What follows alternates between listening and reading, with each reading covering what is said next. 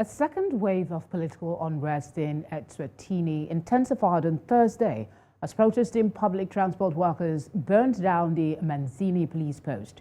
The workers are demanding the release of the arrested colleagues. The demonstration, which began on Wednesday, gained more force as the residents of the area looked on. Back in 2012, an 11-day strike by the public transport operators left Manzini in crisis. I've got Zimbo Gile Mazibuko, president of the Gwade National Liberatory Congress, joining me now. Thanks for joining us on the news. There seemed to be no end to political unrest in Eswatini. We have heard of underground forces burning and killing people. What exactly is the problem there?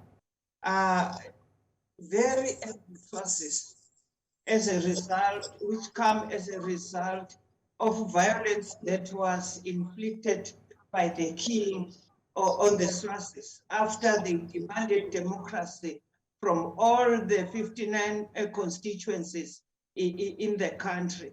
The king decided to unleash the army and the police army against Eswatini, where on 29 June, about more than 500 Eswatini were killed by the king himself through his instructions. Some were thrown into the fire. Now, those people started to say, we need to defend ourselves, we need to defend Eswatini. We cannot really know where they are, except that we feel that they are just angry sources who go out, who will do anything to make the king to come for dialogue so that we have a new Swaziland. Why do you think the king is rejecting dialogue?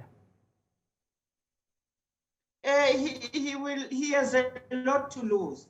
He has power, he has parliamentary power on him, judiciary power. He appoints all judiciary officers, judges and everything. He has power to control courts. He has power to control the executive arm of government. All power belongs to him. Now he is grabbing business. He's taking 60% shares in all businesses in the country. He does not pay tax. He holds the land. 60% of the Swaziland land he holds. It is supervised by 365 chiefs. He is holding on behalf of the Swazi nation. And he uses that to create poverty amongst the Eswatini so that it is a tool that he can use. Unemployment he's using everything. He has a lot to lose if he goes to dialogue, unless he is forced to. Before we talk of possible ways out of this situation, what can you tell us about the alleged spies who came into the country disguised as investors?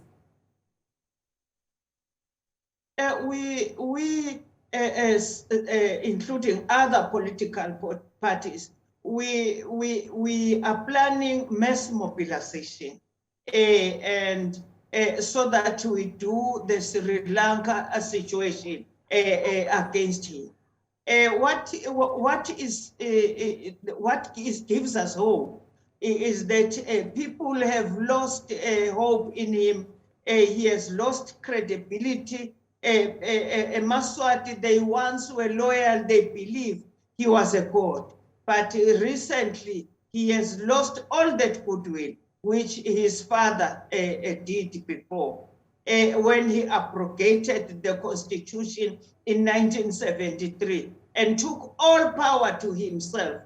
Okay, just in the interest of time, quickly, let's look at the possible solution. Do you see a way out of this current deadlock? The possible way, because we have engaged even SADC, European Union, Africa Union, we did not get any help.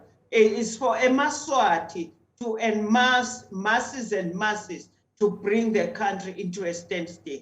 And then he will be forced to come for dialogue, or if he will not, he will be pushed out. and All a right. new government will be in place. Simbogile, thank you very much for speaking with us on the news. Thank you. Thank you.